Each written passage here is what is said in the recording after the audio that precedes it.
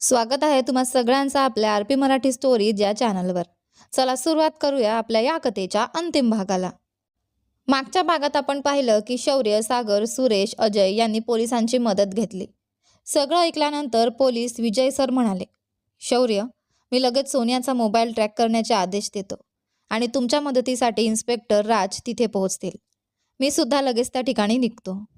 ठीक आहे सर, खूप खूप धन्यवाद, विजय सर आत्मविश्वासाने म्हणाले. यंग मॅन, काळजी करू नका. तुमची पत्नी, मुलगी आणि तुमच्या बहिणींना आपण सुरक्षित सोडवू. संपूर्ण पोलीस विभाग तुमच्या पाठीशी आहे. फोन ठेवताच पोलिसांनी सोनियाचा मोबाईल ट्रॅक करण्यास सुरुवात केली आणि सर्वजण त्या लोकेशनकडे भरधाव वेगाने निघाले.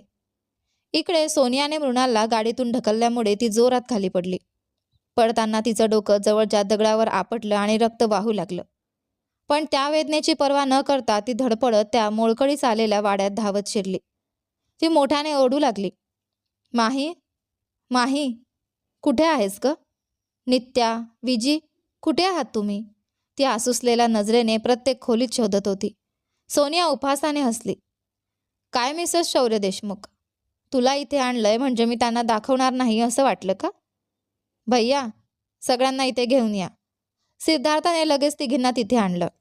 त्यांच्यासोबत सुरेशचा असिस्टंटही बांधून आणला होता. मृणालला पाहताच माही आईकडे धावत आली, पण सिद्धार्थने तिचा हात पकडून तिला जोरात मागे ओढलं. त्या झटक्यात माही खाली कोसळली.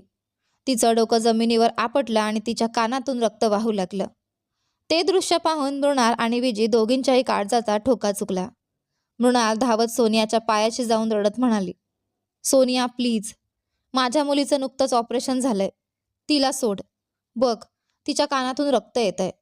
तूही एका मुलाची आई आहेस ना, प्लीज तिला हॉस्पिटलमध्ये घेऊन जायला दे. ती अक्षरशः सोनियाच्या पायांवर पडून रडू लागली. सोनिया मात्र थंडपणे हसली. अरे वा, मिसेस शौर्य देशमुख एवढ्या मोठ्या घराण्याची सून माझ्या पायावर पडून विनवणी करते. भैया, हे दृश्य बघून तर मला अजूनच आनंद होतोय, असं म्हणत तिने मृणालचे केस मुठीत पकडून जोरात ओढले. सोनिया मृणालचे केस ओढत वेड्यासारखी ओरडू लागली. ज्या क्षणी तू माझ्या आयुष्यात आलीस त्या क्षणापासून माझा सगळा आनंद तू हिरावून घेतलास. माझा शौर्य माझ्यापासून दूर नेलास. माझ्या मुलाला दुसरा कोणीतरी बाप असणं मला मान्य नाही. अभिचा बाबा फक्त शौर्य आहे आणि अभिची आई मी आहे. बरोबर ना मृणाल? तूच सांग. तिचं असं विस्कळीत आणि विक्षिप्त बोलणं पाहून सिद्धार्थही काही क्षण तिच्याकडे गोंधळून पाहत राहिला. सोनिया त्याच्याकडे वळून म्हणाली, काय भैया, मी वेड्यासारखी बोलते असं वाटतंय का? मला फक्त माझा शौर्य हवा आहे, असं म्हणत ती मोठ्याने हसू लागली. त्यानंतर ती माहीजवळ गेली. समोर एक लहान मूल आहे याचाही विचार न करता तिने माहीला जोरात ढकलून दिलं. माही तिथल्या तिथे बेशुद्ध होऊन खाली कोसळली. हे पाहताच मृणाल संतापाने सोनियाकडे धावली, पण सोनियाने शांतपणे बंदूक काढली आणि थेट माहीच्या डोक्याला लावली. ते पाहून मृणाल जागच्या जागी थबकली. डोळ्यात अश्रू आणून ती हात जोडत म्हणाली, प्लीज माझ्या मुलीला सोड. आम्ही कायमचे निघून जाऊ इथून. पुन्हा कधीच तुमच्या आयुष्यात येणार नाही. सोनिया थंडपणे हसली. तुम्हाला सोडून द्यायला माझी हरकत नाही, पण हा शौर्य आहे ना, तो तुला पृथ्वीच्या कुठल्याही कोपऱ्यातून शोधून पुन्हा स्वतःकडे घेऊन येईल. मग तू पुन्हा त्याच्या आयुष्यात येशील. ते मला कसं चालेल? ती काही क्षण थांबली आणि म्हणाली, ठीक आहे, तुला मी 2 पर्याय देते, त्यातला एक तू निवड. तू कोणताही पर्याय निवडलास तरी मी तुझ्या मुलीला सुरक्षित हॉस्पिटलमध्ये दाखल करेन. हा माझा शब्द आहे. मृणाल क्षणाचाही विचार न करता म्हणाली, माझ्या मुलीसाठी मी काहीही करायला तयार आहे. सांग मला काय करायचं? सोनियाच्या चेहऱ्यावर एक विकृत हास्य उमटलं. खूप सोपं आहे. तुझं आणि शौर्याचं लग्न झालं असलं तरी कायदेशीररित्या त्याची नोंदणी झालेली नाही. त्यामुळे ती सिद्धार्थकडे बोट दाखवत म्हणाली, इथे उभा आहे ना माझा भैया सिद्धार्थ, त्याच्याशी तुला लग्न करायचं आहे आणि या कागदावर सही केलीस की तुमचं लग्न लगेच नोंदणीकृत होईल. त्यानंतर तू आणि माझा भैया परदेशात निघून जाल. मग शौर्य तुमचं काहीच बिघडवू शकणार नाही. तिने सिद्धार्थकडे पाहून विचारलं, काय भैया, तुला मान्य आहे ना? सिद्धार्थने कोणताही शब्द न बोलता मान हलवली. सोनिया पुन्हा मृणालकडे वळली आणि दुसरा पर्याय, तिने जवळच्या उंच कड्याकडे बोट दाखवलं. जर तू माझ्या भाऊशी लग्न करणार नसशील तर त्या कड्यावरून खाली उडी मारायची. तिच्या डोळ्यात निर्दयीपणा भरला होता. पण एक गोष्ट लक्षात ठेव मृणाल, त्या कड्यावरून उडी मारलीस तर तुझं शरीरसुद्धा कोणाला सापडणार नाही. आता पटकन निर्णय घे. बघ, तुझ्या मुलीचं खूप रक्त वाहतंय. उशीर झाला तर बिचारी तुझ्या डोळ्यांसमोरच प्राण सोडेल. असं म्हणत सोनियाने थंडपणे उलटी गंटी सुरू केली. सोनियाने मृणालसमोर 2 पर्याय ठेवले होते. एकतर सिद्धार्थशी लग्न करायचं, नाहीतर त्या उंच कड्यावरून खाली उडी मारायची. असं म्हणत तिने गणती सुरू केली. डोळ्यांतून अश्रू वाहत असतानाही मृणाल ठाम आवाजात म्हणाली, सोनिया, तू जे करते आहेस ते खूप चुकीचं आहे. माझा जीव गेला तरी शौर्य तुला कधीच स्वीकारणार नाही. ही मृणाल शेवटच्या श्वासापर्यंत शौर्याची पत्नी म्हणूनच जगेल आणि त्याच नावानेच मरेल. सोनिया उपहासाने हसली. वा, म्हणजे तू स्वतःच्या मृत्यूला बोलावते आहेस? हे सगळं तुझ्यामुळेच झालंय. शौर्याचं पहिलं प्रेम मी होते. आमच्या दोघांच्या आयुष्यात तूच आलीस. चल, आता लवकर त्या कड्यावरून उडी मार. तुझा शेवट माझ्या डोळ्यांनी पाहायचा आहे. हे ऐकताच नित्या रडत मृणाल जवळ आली. वहिनी, प्लीज असा कोणताही चुकीचा निर्णय घेऊ नका. शौर्यदादा आपल्याला वाचवायला नक्की येतील. थोडा धीर धरा. विजयी डोळे पुसत म्हणाली. हो मृणाल, शौर्यदादा येईपर्यंत काहीही करू नकोस. आपण आपल्या माहीला वाचवू. मृणाल विजीजवळ गेली. तिचे दोन्ही हात हातात घेत ती रडत म्हणाली, माझ्या मुलीची आई आता तूच हो. तुम्ही दोघी इथे थांबू नका. पुण्याला निघून जा आणि माझ्या माहीला खूप प्रेमाने सांभाळ. त्यानंतर ती नित्याजवळ आली. नित्या, आत्ता माझ्यासाठी माझ्या मुलीचा जीव सर्वात महत्त्वाचा आहे.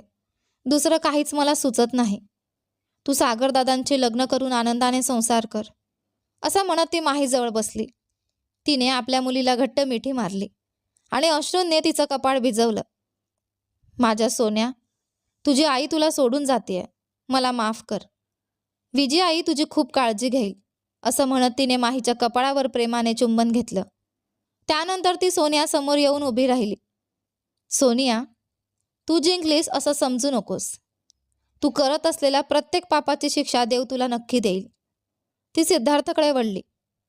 मोठा भाऊ म्हणून तुझं कर्तव्य होतं की तुझ्या बहिणीला तिची चूक दाखवून तिला योग्य मार्गावर आणावंस. पण तू तिच्या प्रत्येक चुकीला साथ देत तिचंच आयुष्य उद्ध्वस्त केलंस. ती माझ्या नवऱ्यावर प्रेम करते म्हणून. ती तुझी बहीण असेल तर त्या नात्याने मी सुद्धा तुझी बहीणच आहे आणि तरीही तू तिच्याशी माझं लग्न लावायला तयार झालास. हे खूप चुकीचं आहे. तिने पुन्हा सोनियाकडे पाहिलं. हे लक्षात ठेव, शौर्य तुला कधीच स्वीकारणार नाही. मी आज इथून खाली पडून मेली तरी माझ्या मृत्यूचं उत्तर तुला त्याला द्यावंच लागेल. सोनियाने खांदे उडवले. त्याची काळजी मी घेईन. माझ्या शौर्याला मार्गावर कसं आणायचं ते मला चांगलं माहीत आहे. तू बोलण्यात वेळ घालवू नकोस, नाहीतर तुझ्या मुलीचा जीव जाईल. चल उडी मार. इतक्यात सिद्धार्थ पुढे आला. सोनिया, नको, तिला सोडून दे. या सगळ्यांना सोडूया आणि आधी आपल्या गावी परत जाऊया. तुला नवीन आयुष्य मी उभं करून देईन. हे ऐकताच सोनियाचा संताप अनावर झाला. ती धावत जाऊन त्याच्यासमोर उभी राहिली. काय भैया, तिने तुला भाऊ म्हटलं म्हणून तिच्यावर माया आली का? ती तुझी बहीण नाही, मी तुझी सख्खी बहीण आहे. हिने माझं आयुष्य हिरावून घेतलं आहे. ती मरायलाच हवी, नाहीतर मी स्वतः तिला ठार मारेन. सिद्धार्थ शांतपणे म्हणाला, मी तिच्यासाठी नाही, तुझ्यासाठी बोलतोय. सोनिया, तिला सोडून दे. आपण इथून निघून जाऊया. चूक जर कोणाची असेल तर ती आपलीच आहे. त्यांना एकत्र राहू दे. तू शौर्याला विसर आणि स्वतःचं आयुष्य जग. सिद्धार्थाचं वाक्य पूर्ण होताच सोनियाने क्षणाचाही विलंब न करता हातातील बंदूक उचलली आणि थेट त्याच्या छातीत गोळी झाडली. धाड. गोळी लागल्याबरोबर सिद्धार्थ खाली कोसळला. क्षणभर सगळे स्तब्ध झाले. सोनिया धावत त्याच्याजवळ गेली. त्याचा डोका आपल्या मांडीवर घेत ती रडू लागली. भैया, मला माफ कर. माझ्यासाठी शौर्याशिवाय दुसरं कोणीच महत्त्वाचं नाही. तू माझ्यासाठी खूप काही केलंस. आता शांतपणे झोप, कायमची विश्रांती घे. हे बोलून ती पुन्हा उठली आणि मृणाल जवळ आली. डोळ्यात वेडेपणा भरलेला होता. पाहिलंस, आधी तुझ्यामुळे माझा शौर्य माझ्यापासून दूर गेला आणि आता माझा भैयाही माझ्यापासून हिरावून घेतलास. आता तू जिवंत राहिलीस तर तो माझ्यासाठीच धोका आहे. असं म्हणत तिने बंदुकीची नळी माहीच्या कपाळावर टेकवली. चल आता सांग, तू उडी मारणार की तुझ्या मुलीला गोळी घालू? मृणालच्या डोळ्यांतून अश्रूंचा पूर वाहू लागला. ती थरथरत म्हणाली, नको, माझ्या मुलीला काही करू नकोस. मी मी उडी मारते, असं म्हणत मृणाल त्या खोल दरीच्या कड्याकडे चालू लागली. त्याच वेळी शौर्य, सुरेश, सागर, अजय आणि मोठा पोलीस ताफा घटनास्थळी पोहोचला. सोनियाचा मोबाईल ट्रॅक करत ते अखेर त्या डोंगराळ भागातील मोळकळीस आलेल्या वाड्यापर्यंत येऊन पोहोचले होते. शौर्य आणि इतर सर्वजण डोंगराच्या पायथ्यापासून भरधाव वेगाने वर चढत होते. तेवढ्यात धाड, गोळी झाडल्याचा आवाज संपूर्ण डोंगरात घुमला. तो आवाज ऐकताच शौर्याच्या पायाखालची जमीनच सरकली. त्याचा चेहरा फिक्कट पडला. सागरने लगेच त्यांचा खांदा पकडत म्हटलं, शौर्य, धीर सोडू नकोस. मृणाल आणि बाकी सगळे सुरक्षित असतील. चल लवकर. सागरच्या शब्दांनी शौर्याने स्वतःला सावरलं. त्याने कमरेला अडकवलेली बंदूक हातात घेतली आणि सर्वजण पोलिसांसोबत आवाज आलेल्या दिशेने धावत सुटले. जशी ते त्या जागेजवळ पोहोचले तेवढ्यात मृणाल कड्यावरून खाली झेपावताना त्यांना दिसली. ते दृश्य पाहून शौर्याच्या तोंडून हृदय पिळवटून टाकणारी किंकाळी बाहेर पडली. मृणाल! तो जीवाच्या आकांताने तिच्याकडे धावू लागला. पण तोपर्यंत मृणालने स्वतःला दरीत झोकून दिलं होतं. हे पाहून सोनिया वेड्यासारखी मोठमोठ्याने हसू लागली. ती शौर्याकडे पाहत म्हणाली, काय शौर्य, थोडा आधी आला असतास तर बरं झालं असतं. बघ, तुझी बायको तुझ्या डोळ्यांसमोर दरीत उडी मारून गेली. पण शौर्यला तिचा एकही शब्द ऐकू येत नव्हता. तो वेड्यासारखा कड्याच्या टोकाकडे धावत गेला. खाली नजर टाकताच त्याच्या डोळ्यात आशेची एक किरण चमकली. मृणाल दरीत पूर्ण कोसळली नव्हती. खाली पडताना तिने एका मोठ्या झाडाची मजबूत फांदी पकडली होती आणि ती जीवाच्या आकांताने तिला लटकून होती. शौर्य मोठ्याने ओरडला, मृणाल, घाबरू नकोस, मी आलोय, तुला काही होऊ देणार नाही. असं म्हणत तो दरीच्या दुसऱ्या बाजूने खाली उतरण्याचा मार्ग शोधत धावत गेला. तेवढ्यात अजय आणि सागरही तिथे पोहोचले. दोघांनी जवळच पडलेली एक जाड वेल तोडली आणि शौर्याच्या हातात दिली. शौर्याने ती वेल घट्ट पकडली आणि सावधपणे दरीत उतरू लागला. पण मृणाल ज्या फांदीला लटकली होती ती तिचं वजन सहन न झाल्याने हळूहळू तडकू लागली. प्रत्येक क्षण तिच्या जीवावर बेतत होता. दुसरीकडे डिटेक्टिव्ह सुरेश आणि इतर पोलीस अधिकाऱ्यांनी क्षणार्धात संपूर्ण परिसर ताब्यात घेतला. सोनिया आणि तिच्या सर्व साथीदारांना अटक करण्यात आली. सुरेशने नित्या आणि विजी यांच्या हातपायांना बांधलेल्या दोऱ्या सोडवल्या. मुक्त होताच विजी धावत माहीजवळ गेली. तिने बेशुद्ध पडलेल्या माहीला अलगद आपल्या कुशीत उचलून घेतलं. तिच्या डोक्यावरून प्रेमाने हात फिरवत ती अश्रूंनी भरलेल्या डोळ्यांनी शौर्य आणि मृणालकडे पाहू लागली. शौर्य, अजय आणि सागरच्या मदतीने दरीत उतरून मृणालजवळ पोहोचला. त्याने तिच्याकडे हात पुढे केला. मृणाल, माझा हात पकड. मृणालने कसाबसा त्याचा हात घट्ट पकडला. तेवढ्यात तिच्या फांदीला लटकली होती ती तुटून खाली कोसळली. अचानक झालेल्या धक्क्याने मृणाल बेशुद्ध झाली. ते पाहून शौर्य घाबरून ओरडला, अगं, अगदी योग्य वेळी बेशुद्ध पडलीस. अरे मृणाल, आता माझ्या हातात आहे, लवकर ही वेल वर खेचा. अजय आणि सागर पूर्ण ताकद लावून वेल वर ओढतात. काही क्षणांच्या जीवघेण्या प्रयत्नानंतर त्यांनी शौर्य आणि मृणालला दोघांनाही सुरक्षित वर खेचलं. शौर्य मृणालला वाचवून वर आणताना पाहताच सोनिया संतापाने पेटून उठली. ती धावत विजीजवळ आली आणि तिच्या हातातून माहीला हिसकावून घेतलं. विजी आणि नित्या तिला थांबवण्यासाठी पुढे सरसावल्या. पण सोनियाने क्षणात बंदूक माहीच्या कपाळावर ठेवली. एक पाऊल जरी पुढे आलात तर मी हिला गोडी घालेन. त्या धमकीने दोघेही घाबरून मागे सरकल्या. शौर्य पुढे शांत आवाजात म्हणाला, सोनिया, पुन्हा एकदा चूक करू नकोस. माझ्या मुलीला सोड. तुला कोणतीही अडचण येऊ देणार नाही, याची जबाबदारी मी घेतो. सोनिया काही क्षण शांत राहिली. ती कड्याच्या टोकावर उभी राहून म्हणाली, नाही शौर्य, तू फक्त माझाच आहेस. ही आणि हिची आई दोघीही जिवंत नसल्या तर तू मला आणि अभिला तुझ्यासोबत ठेवशील. आपल्या तिघांच्या आयुष्यात यांची काहीच गरज नाही. शौर्यने तिला समजावत म्हटलं, सोनिया, अभि आजही माझा मुलगाच आहे. मी त्याला प्रेमाने वाढवेन, पण प्लीज माझी मुलगी मला परत दे. सोनिया वेड्यासारखी हसू लागली. काय म्हणालास? तुझी मुलगी? बघ, तिच्या आईने माझं आयुष्य हिरावून घेतलं आणि आता ही तुझ्यावरच प्रेम माझ्या अभिपासून हिसकावून घेणार आहे. मी तिला जिवंत सोडणार नाही. असं म्हणत ती हळूहळू मागे सरकू लागली. तेवढ्यात मम्मी, एका छोट्याशा आवाजाने सगळ्यांचं लक्ष तिकडे गेलं. सोनियाने मागे वळून पाहिलं. तिथे तिचा मुलगा अभि उभा होता. पोलीस आयुक्त विजयन त्याला तिथे घेऊन आले होते. अभिला पाहता सोनियाच्या डोळ्यात पाणी आलं. ती म्हणाली, अभि, तुझे डॅडी फक्त तुझेच आहेत. मी या मुलीला आत्ताच खाली फेकून देते. मग तू कायम मम्मी आणि डॅडीसोबत राहशील. अभि रडत म्हणाला, मम्मी, मला माझी छोटी एंजलही हवी आहे. ती बिचारी आजारी आहे. आत्ताच तिची तब्येत सुधारली आहे. तिला सोडून द्या ना. मी तुमच्यासोबत येतो. सोनिया वेदनेने हसली. पाहिलंस ना शौर्य, तू माझ्या मुलाच्याही मनात तिच्यासाठी प्रेम निर्माण केलंस. मी या देशात आले ते फक्त तुझ्यासाठी. तू माझ्याशी लग्न करशील असं सांगूनच मला इथे आणलं होतंस. पण हिला पाहताच माझं प्रेम तुला दिसेनासं झालं. मी जशी फसले तसंच माझा मुलगाही तुझ्यामुळे फसू नये. असं म्हणत ती अजून एक पाऊल मागे गेली आणि तिचा तोल गेला. ती थेट दरीत कोसळू लागली. क्षणाचाही विलंब न करता शौर्यने झेप घेत तिचा हात पकडला.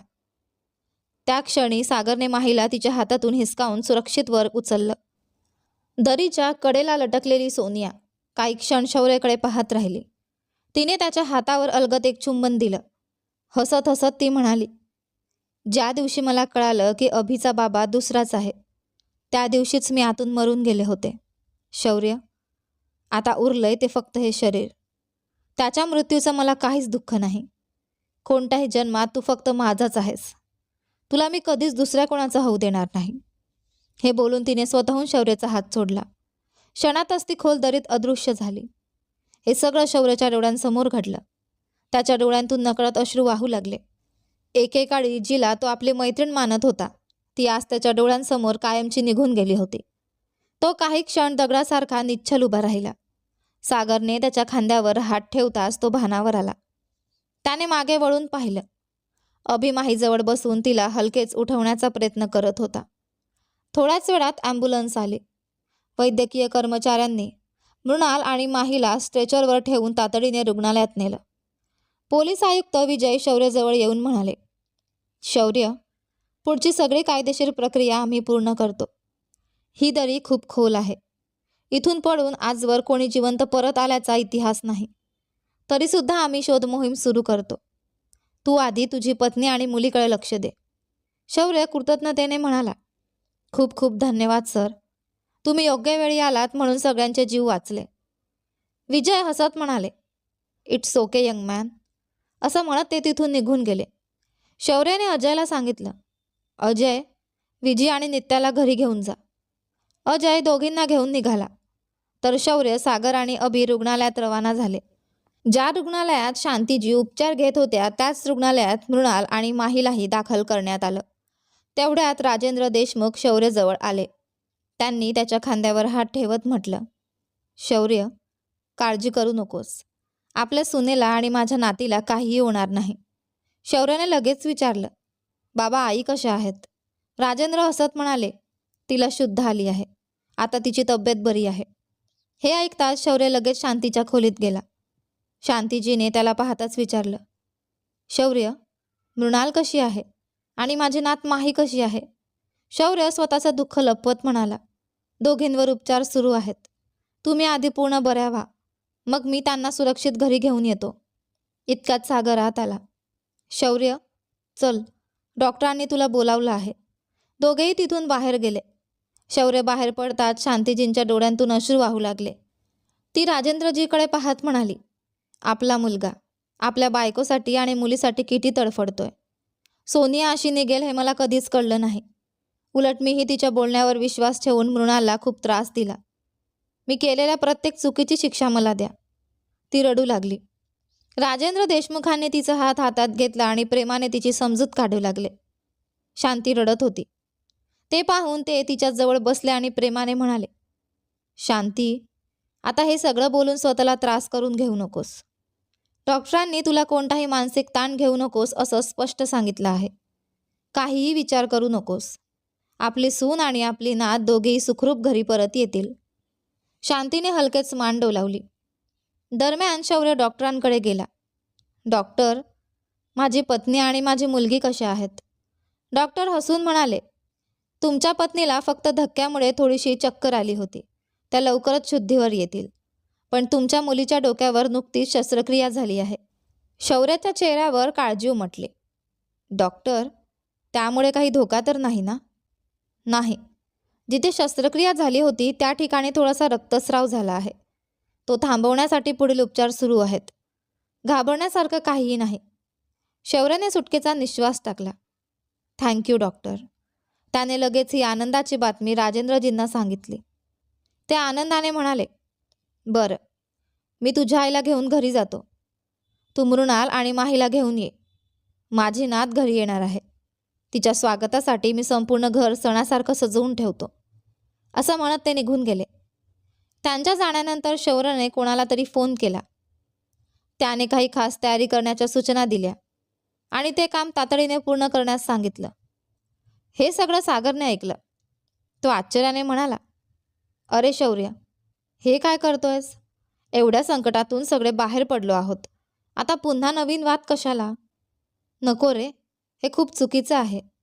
बिचारी मृणाल, तिला हे कळलं तर ती पूर्णपणे तुटून जाईल. पण शौर्य काहीच बोलला नाही. काही दिवसांनी देशमुखांचं घर पुन्हा एकदा उत्सवाच्या वातावरणाने उजळून निघालं. राजेंद्र देशमुखांनी आपल्या सुनेच्या आणि नातीच्या स्वागतासाठी संपूर्ण घर सुंदर फुलांनी आणि रांगोळीने सजवलं होतं. शांतीलाही रुग्णालयातून डिस्चार्ज मिळाला होता. राजेंद्र देशमुख आणि अमृता आजी दोघेही आतुरतेने वाट पाहत होते. तेवढ्यात शौर्य गाडीतून मृणाल आणि माहीला घेऊन घरी आला. त्यांच्या आगमनाबरोबर शांती आणि सीमाजी यांनी औक्षण करून दोघींना घरात प्रवेश दिला. अमृता आजींनी शौर्याकडे पाहत प्रेमाने आशीर्वाद दिला. बाळा, आता तुमच्या आयुष्यात पुन्हा कधीच कोणतंही संकट येऊ नये. तुम्ही दोघं कायम आनंदात राहा. शौर्य आणि मृणाल दोघांनीही त्यांच्या पायांना स्पर्श करून आशीर्वाद घेतला. तेवढ्यात मृणालचं संपूर्ण कुटुंबही तिथे आलं. त्यांना पाहताच मृणाल आनंदाने धावत गेली आणि सर्वांना मिठी मारली. त्यांच्यासोबत आलेली वैशू दिसताच तिच्या डोळ्यात पाणी आलं. ती तिला घट्ट मिठी मारत म्हणाली, वैशू, माझं संपूर्ण आयुष्य वाचवलंस तू. त्या दिवशी सोनियाचा प्लॅन यशस्वी झाला असता तर मी त्याच दिवशी संपले असते, असं म्हणत ती तिच्यासमोर हात जोडू लागली. वैशू लगेच तिचे हात खाली करत म्हणाली, मृणाल, सोनियाने जे पेरलं त्याचंच फळ तिला मिळालं. जसं कराल तसं भराल ही म्हण खरी ठरली. आता तुझ्या आयुष्यात फक्त आनंदच असू दे. दोघींनी एकमेकींना प्रेमाने मिठी मारली. शांती मृणाल जवळ आली. डोळ्यात अपराधीपणा भरून ती म्हणाली, मृणाल, मला तुझी माफी मागायची आहे. मीही सोनियाच्या बोलण्यावर विश्वास ठेवून तुला खूप त्रास दिला. मृणाल हसत म्हणाली, त्याचं काही मनावर घेतलं नाही आई. जे झालं ते झालं. आता सगळं विसरून जाऊया, असं म्हणत तिने शौर्यकडे पाहिलं. पण शौर्याने तिच्याकडे एकदाही पाहिलं नाही. त्याच्या वागण्यात काहीतरी वेगळं असल्याची जाणीव मृणालला झाली. अमृता आजी हसत म्हणाल्या, बस करा आता माफी मागणं. मृणाल, आधी देवघरात जाऊन दिवा लाव. तेवढ्यात बाहेरून डिटेक्टिव्ह सुरेश आणि एक वकील घरात आले. त्यांना पाहून सगळेच आश्चर्यचकित झाले. तो वकील थेट मृणाल समोर आला. हॅलो मॅडम, तुम्हीच मिसेस शौर्य देशमुख? हो. त्याने आपल्या फाईलमधून काही कागद बाहेर काढले. हे घ्या, हे घटस्फोटाचे कागद आहेत. माझे क्लायंट मिस्टर शौर्य देशमुख यांनी आधीच त्यावर स्वाक्षरी केली आहे. तुम्हीही सही केलीत की मी लगेच घटस्फोटाची प्रक्रिया सुरू करतो. हे ऐकताच मृणालच्या हातातून कागद जवळजवळ खाली पडले. फक्त तीच नाही, घरात उपस्थित असलेले सर्वजण अवाक होऊन शौर्यकडे पाहू लागले. अमृता आजी धावत त्याच्याजवळ आल्या. काय झालं रे शौर्य? इतक्या संकटानंतर आता तुमचं आयुष्य सुखाने सुरू होणार होतं. मग हा घटस्फोट कशासाठी? राजेंद्र देशमुखही म्हणाले, काय बोलतोयस तू? बिचारे मृणालने किती हाल सोसले आहेत. आता तरी तिला दुःख देऊ नकोस. सगळेच त्याला समजावत होते. शौर्य मात्र शांतपणे मृणालजवळ आला. तिच्या डोळ्यात अश्रू होते. तो म्हणाला, पाहिलंस, मी तुला घटस्फोट देतोय हे ऐकताच सगळे मला दोष देत आहेत.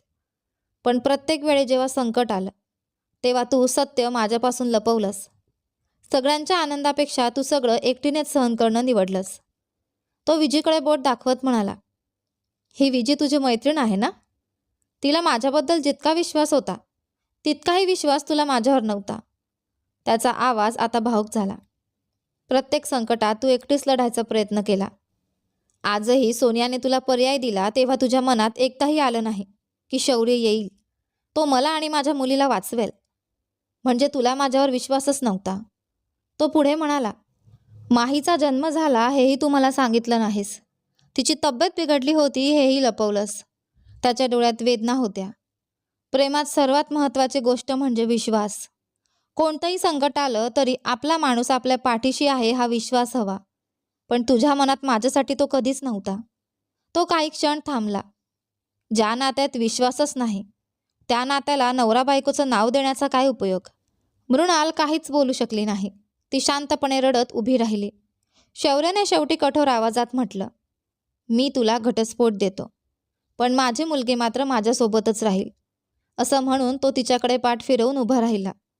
मृणाल धावत त्याच्या जवळ आली. तिने त्याचा हात घट्ट पकडला. अश्रूंनी भरलेल्या आवाजात ती म्हणाली, मला माफ करा शौर्य. मी तुमच्यावर विश्वास नव्हता म्हणून काही लपवलं नाही. त्या प्रत्येक क्षणी मला फक्त तुमच्या जीवाची काळजी होती. मी परत आले तर तुमच्यावर पुन्हा संकट येईल या भीतीनेच मी माहीबद्दल तुम्हाला काहीच सांगितलं नाही. ती हमसून रडू लागली. मला माफ करा. तुमच्याशिवाय आणि आपल्या मुलीशिवाय मी एक क्षणही जगू शकत नाही. मृणाल रडतच उभी होती. शौर्याने तिच्याकडे पाहत कडक आवाजात विचारलं, आता तू त्या कागदावर सही करणार आहेस की नाही? त्या आवाजाने मृणाल दचकली. सागरने शांतपणे ते कागद तिच्या हातात देत म्हटलं, प्लीज यावर सही कर. मृणालच्या डोळ्यांतून अश्रू वाहू लागले.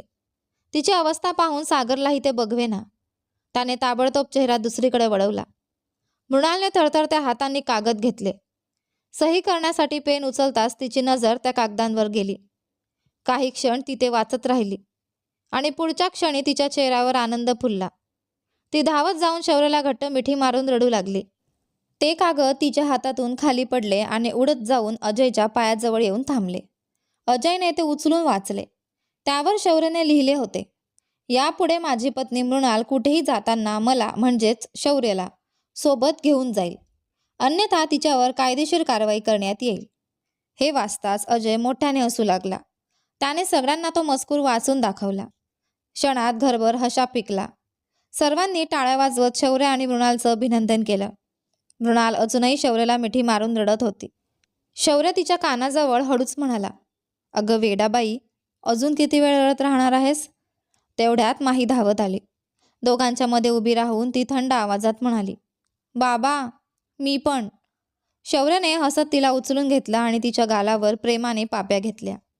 मृणालने मागे वळून पाहिलं. थोड्या अंतरावर अभि शांतपणे उभा होता. तिने त्याच्याकडे हात पुढे केला. अभि हळूहळू तिच्या जवळ आला. मृणालने त्यालाही प्रेमाने उचलून आपल्या कुशीत घेतलं. अभि निरागसपणे विचारतो, तुम्ही माझ्या छोट्या एंजलची मम्मी आहात ना? मग तुम्ही मोठी एंजल आहात का? मृणाल हसली. नाही रे, मी एंजल नाही, मी तुझी आई आहे. आजपासून मला आई म्हण. हे ऐकताच अभिने तिला घट्ट मिठी मारली. तिथे उपस्थित असलेला प्रत्येक जण मृणालच्या विशाल मनाने भारावून गेला.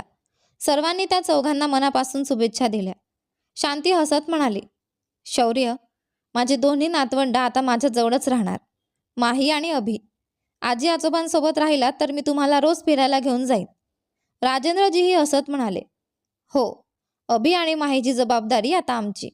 त्यांना आम्हीच वाढवणार. हे ऐकून शौर्य आणि मृणाल दोघेही हसले. पण त्याच वेळी मृणालच्या माहेरचं कुटुंबही म्हणू लागलं की मुलं काही दिवस त्यांच्याकडे राहायला हवीत. क्षणात दोन्ही कुटुंबात गमतीशीर वाद सुरू झाला. अजय दोघांकडे पाहत डोकं धरून म्हणाला, अरे देवा, असं करा. 6 महिने मुलं आजोळात आणि 6 महिने आजी आजोबांकडे इकडे. झालं ना? शौर्य, माझी आयडिया कशी वाटली? असं म्हणत तो शौर्यकडे वळला. पण शौर्य आणि मृणाल तिथे नव्हतेच. अजय आश्चर्याने म्हणाला, अरे, हे दोघं कुठे गेले? तो त्यांची खोली गाठायला निघाला पण सागरने त्याला अडवलं. अरे राहू दे, कित्येक दिवसांनी नवरा बायको एकत्र आलेत, त्यांना त्यांचा वेळ जगू दे. असं म्हणत त्याने नित्याकडे खट्याळपणे पाहिलं. दोघेही असत वरच्या मजल्यावर निघून गेले. बाकीचे मोठे मंडळी मुलांना घेऊन बागेत गेली. अजयने पुन्हा मागे वळून पाहिलं. विक्रम आणि वैशू एका कोपऱ्यात गप्पा मारत उभे होते. हे पाहून तो मोठ्याने म्हणाला, वा रे वा, सगळे जोड्या करून फिरतायत. मग मीही माझ्या जोडीदाराला शोधतो. असं म्हणत तो विजीच्या मागे गेला. विजी मात्र त्याच्याकडे दुर्लक्ष करून पुढे निघून गेली. अजय तिच्या मागे धावत सुटला. दरम्यान शौर्य मृणालला त्यांच्या खोलीत घेऊन आला. खोलीत पाऊल टाकताच मृणालचे डोळे भरून आले. संपूर्ण खोलीत तिचेच फोटो लावलेले होते. ती भावुक होऊन म्हणाली, तुम्ही मला इतकं मिस केलं होतं? संपूर्ण खोली माझ्या फोटोंनी भरली आहे. असं म्हणत ती त्याला मिठी मारण्यासाठी पुढे आली, पण शौर्यने तिला थांबवलं. तो कपाटामागून एक बारीक काठी घेऊन आला. ती तिच्या समोर उगारत म्हणाला, तू विसरली का? तू जे काही माझ्याशी केलंस त्याची शिक्षा तर मिळालीच पाहिजे. चल त्या टेबलवर चढून उभी राहा. मृणालने ओठ फुगवत विचारलं. काय? मी काही लहान मुलगी आहे का? शौर्य हसत म्हणाला, आत्ताच्या आत्ता टेबलावर चढून हात वर करून उभी राहिली नाहीस तर या काठीचे फटके खावे लागतील. मृणाल नाईलाजाने टेबलावर चढली आणि दोन्ही हात वर केले. शौर्य तिच्याकडे पाहतच राहिला. काही क्षणांनी तो स्वतःशीच हळूच पुटपुटला, अरे शौर्य, तिला शिक्षा द्यायची होती, पण तिच्याकडे बघून पुन्हा प्रेमात पडू नकोस. स्वतःला सावर. तरीही त्याची नजर तिच्यावरून हटत नव्हती. तो सोफ्यावर बसून म्हणाला, मी सांगितल्याशिवाय खाली उतरायचं नाही. तुला काय शिक्षा द्यायची ते मी ठरवतो. मृणाल तशीच उभी राहिली. अचानक कुठून तरी एक झुरळ उडत आलं आणि तिच्या पायावर चढलं. ती भीतीने किंचाळली आणि थेट उडी मारून शौर्याच्या अंगावर पडली. शौर्याने तिला अलगद आपल्या मिठीत पकडलं. तिच्या डोळ्यात पाहत तो हसून म्हणाला, तुझ्या डोळ्यात मला माझ्यावरचं प्रेम स्पष्ट दिसतंय बायको. असं म्हणत त्याने तिच्या कपडावर प्रेमाने चुंबन घेतलं आणि तिला आपल्या मिठीत अधिक घट्ट सामावून घेतलं. दीर्घकाळाच्या विरहानंतर दोघांनाही एकमेकांची साथ पुन्हा मिळाली होती. त्यांच्या नजरेत, स्पर्शात आणि मिठीत अनेक वर्षांचं प्रेम आणि ओढ दडली होती. तेवढ्यात खोलीच्या दाराखालून तेच झुरळ बाहेर पडत आलं. अजयने ते पाहिलं आणि मोठ्याने म्हणाला, अरे, आत काय सुरू आहे? विचारत झुरळसुद्धा जीव वाचवून पळत आलं. चल, दार ठोठावून विचारतो. तो दाराजवळ जाणार इतक्यात विजेने त्याचा हात पकडून मागे ओढलं. तो सरळ तिच्यावरच जाऊन पडला. दोघेही एकमेकांकडे पाहून लाजत हसू लागले आणि त्या खोडकर झुरळाने जणू आणखी एका प्रेमकथेची सुरुवात करून दिली. सर्व संकट संपल्यानंतर शहरातील एका भव्य विवाह मंडपात उत्साहाचं वातावरण होतं. संपूर्ण मंडप नातेवाईक, मित्रमंडळी आणि पाहुण्यांनी गजबजून गेला होता. वधूंसाठी तयार केलेल्या खोलीत चारही वधू लग्नासाठी सजत होत्या, तर दुसऱ्या खोलीत एक जण रेशमी धोतर कितीही प्रयत्न करून बांधत होता, पण ते काही केल्या नीट बांधलं जात नव्हतं. तो चिडून पुन्हा पुन्हा प्रयत्न करत होता. हे पाहून अजय जोरात हसू लागला. काय रे, तू स्वतःला हिरो समजतोस आणि साधं धोतरही बांधता येत नाही? तुला हिरो बनवून या बिचाऱ्या मुलीने फार मोठी चूक केली बहुतेक. धोतराशी झगडणारा दुसरा कोणी नसून आपला नायक शौर्यच होता. शौर्याने अजयकडे पाहत हसतच म्हटलं, बरं साहेब, आता तुम्हीच बांधून दाखवा, किती भारी बांधता ते पाहू. अजय लगेच म्हणाला, बघ आता. असं म्हणत त्याने स्वतःचं धोतर अगदी आत्मविश्वासाने बांधायला सुरुवात केली, पण त्याचंही धोतर इकडे तिकडे सुटत होतं. ते पाहून सगळेच हसू लागले. तेवढ्यात विक्रम पुढे आला. शौर्य, द्या, मी बांधून देतो. विक्रमने काही क्षणात शौर्याचं धोतर व्यवस्थित बांधून दिलं. तेवढ्यात एक नातेवाईक आत येत म्हणाला, वरांनो, तयार झालात का? गुरुजींनी तुम्हा सगळ्यांना मंडपात बोलावलं आहे. क्षणात चारही वर खाली आले. अमृता आजींना सुरुवातीला फक्त शौर्याचं लग्न करायचं होतं, पण शौर्यने स्वतःहून सागर, अजय आणि विक्रम यांच्याबद्दल सांगितलं आणि आम्ही चौघांचं लग्न एकाच मंडपात, एकाच मुहूर्तावर व्हावं अशी इच्छा व्यक्त केली. घरच्यांनीही त्याची इच्छा आनंदाने मान्य केली. आज त्या चौघांचं लग्न एकाच मंडपात पार पडणार होतं. चारही वर मंडपात येऊन आपल्या जागेवर बसले. गुरुजींनी मंगलाष्टक आणि वैदिक मंत्र म्हणायला सुरुवात केली. चारही जण आपल्या होणाऱ्या जीवनसाथीची आतुरतेने वाट पाहत होते. वधूंच्या खोलीत मात्र आनंदी गप्पांचा गजबजाट सुरू होता. माही आणि अभि मृणालला अजिबात सोडायला तयार नव्हते. माही हसत म्हणाली, अभि, आज आपण आपल्या आईबाबांचं लग्न पाहणार आहोत. अभिही आनंदाने म्हणाला, हो ना, मला खूप आनंद झाला आहे. चल, आपण आईबाबांसाठी आणलेलं गिफ्ट तयार ठेवूया. दोघंही धावत बाहेर गेले. त्यांच्याकडे पाहून मृणालच्या चेहऱ्यावर समाधानाचं हसू उमटलं. पण अचानक तिला डोकं हलकं झाल्यासारखं वाटलं. तिने मात्र कोणालाही काही न सांगता शांतपणे तयारी सुरू ठेवली. वैशू, नित्या आणि विजी या तिघींनी शौर्याने निवडलेल्या एकाच रंगाच्या सुंदर साड्या नेसल्या होत्या. तर मृणालसाठी शौर्याने खास सोन्याच्या नक्षीकामाने सजलेली अतिशय सुंदर आणि महागडी रेशमी साडी निवडली होती. तिचे सर्व दागिनेही हिऱ्यांनी मढवलेले होते. त्या दिवशी ती एखाद्या अप्सरेलाही लाजवेल अशी सुंदर दिसत होती. संपूर्ण मंडप मान्यवर पाहुण्यांनी भरून गेला होता. शुभमुहूर्त लागताच गुरुजींनी वधूंना मंडपात आणण्यास सांगितलं. चारही वधू हळूहळू मंडपाकडे येऊ लागल्या. लग्नाच्या वेशात त्या चौघीही जणू स्वर्गातून उतरलेल्या देवताच भासत होत्या. चारही वर आपल्या होणाऱ्या पत्नींकडे पापणीही न लावता पाहत होते. पण मंडपाजवळ पोहोचताच मृणालला अचानक तीव्र भोवळ आली. क्षणात ती खाली कोसळली. हे पाहताच संपूर्ण मंडपात एकच गोंधळ उडाला. शौर्य घाबरत तिच्याजवळ धावत आला. त्याने तिच्या गालावर हलकेच थाप मारत, "मृणाल, डोळे उघड," असं म्हणत तिला उठवण्याचा प्रयत्न केला. पण तिच्याकडून काहीच प्रतिसाद मिळाला नाही. तेवढ्यात तिथे उपस्थित असलेले एक गृहस्थ पुढे आले. "हॅलो सर, मी डॉक्टर आहे. जरा मला पाहू द्या," असं म्हणत त्यांनी मृणालची नाडी तपासली. डोळे पाहिले आणि काही क्षणांनी हसत शौर्यकडे वळले. "अभिनंदन शौर्य सर, तुमची पत्नी गरोदर आहे. ही फक्त सामान्य भोवळ आहे. त्या थोड्याच वेळात शुद्धीवर येतील." हे ऐकताच शौर्याच्या आनंदाला पारावार उरला नाही. त्याने डॉक्टरांचे मनापासून आभार मानले. मग जवळचं पाणी घेऊन त्याने मृणालच्या चेहऱ्यावर हलकेच शिंपडलं. क्षणभरात तिने डोळे उघडले. ती शुद्धीवर आलेली पाहताच शौर्य आनंदाने अक्षरशः ओरडलाच, "अगं वेडाबाई, आपल्या घरी पुन्हा एक छोटासा पाहुणा येणार. मी पुन्हा बाबा होणार."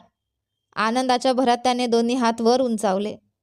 त्याचा तो उत्साह पाहून मंडपातले सगळेच त्याच्याकडे पाहून हसू लागले. आणि तेव्हाच शौर्य आणि मृणाल दोघांनाही एक गोष्ट आठवली. आज तर त्यांच्या लग्नाचे विधी अजून बाकीच होते.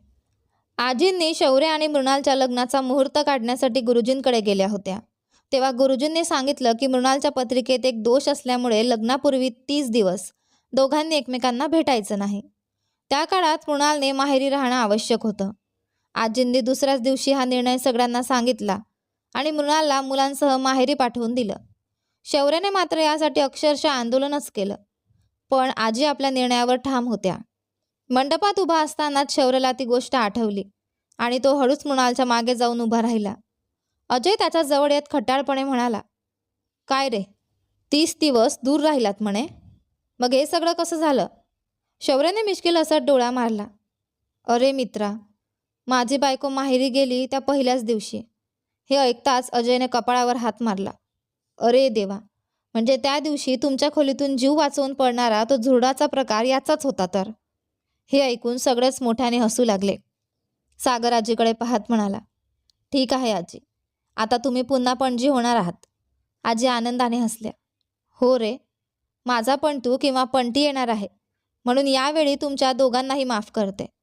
सगळे हसत गप्पा मारत असतानाच गुरुजी म्हणाले, "मुहूर्ताची वेळ संपत चालली आहे. नवरा नवरींनी लवकर मंडपात यावं." क्षणात चारही जोडपी मंडपात बसली.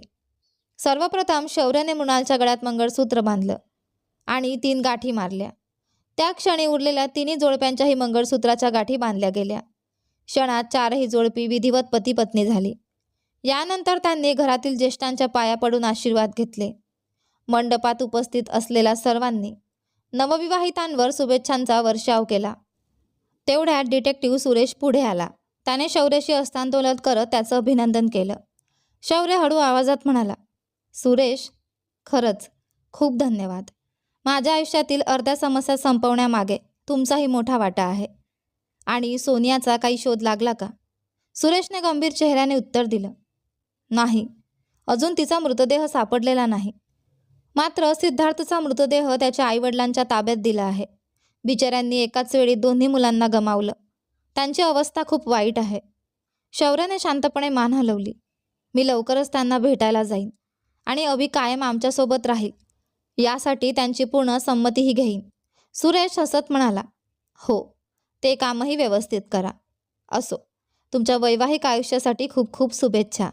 असं म्हणत तो निघून गेला.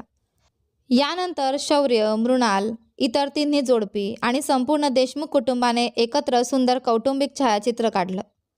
मृणालचे डोळे अश्रूंनी भरले होते.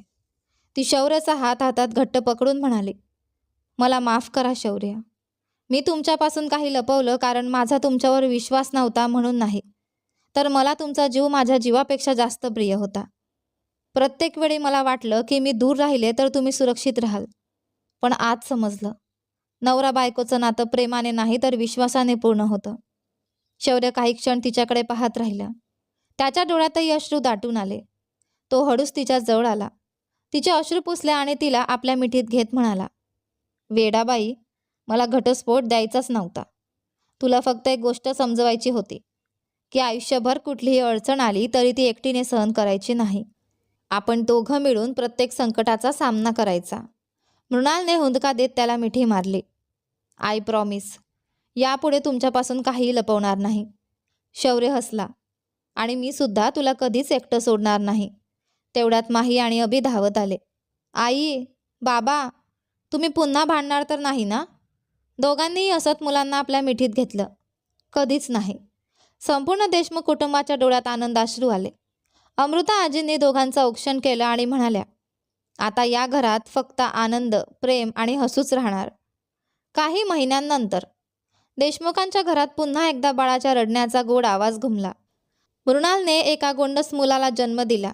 शौर्याने बाळाला हातात घेतला आणि मृणालकडे पाहत म्हणाला, माझं खरं सुख, माझं खरं कुटुंब हेच आहे. माही, अभि आणि छोटं बाळ, तिघेही शौर्य मृणालभोवती खेळत होते. आकाशात फटाक्यांची आतिषबाजी सुरू होती. घर आनंदाने उजळून निघालं होतं. शौर्याने मृणालचा हात हातात घेतला. या जन्मीच नाही, प्रत्येक जन्मी तूच माझी पत्नी असशील. मृणाल हसत त्याच्या खांद्यावर डोकं ठेवून म्हणाली, आणि प्रत्येक जन्मी तुम्हीच माझे शौर्य. दोघांनी एकमेकांकडे प्रेमाने पाहिलं. त्यांच्या प्रेमाचा प्रवास अखेर कायमच्या आनंदात बदलला. आणि त्यानंतर आपले शौर्य आणि मृणाल आनंदाने त्यांचा संसार करू लागतात. तर ही होती आपल्या शौर्य आणि मृणालची सुंदर प्रेम कहाणी. तर आपली ही कथा इथे संपली आहे. शौर्य आणि मृणालची ही कथा तुम्हाला कशी वाटली मला कमेंट करून नक्की सांगा. सोबतच व्हिडिओला लाईक करा, शेअर करा, चॅनलवर नवीन असाल तर सबस्क्राईब करा आणि हो, नोटिफिकेशन बेल नक्की दाबा जेणेकरून येणाऱ्या पुढील व्हिडिओची अपडेट तुम्हाला सगळ्यात आधी मिळेल. धन्यवाद.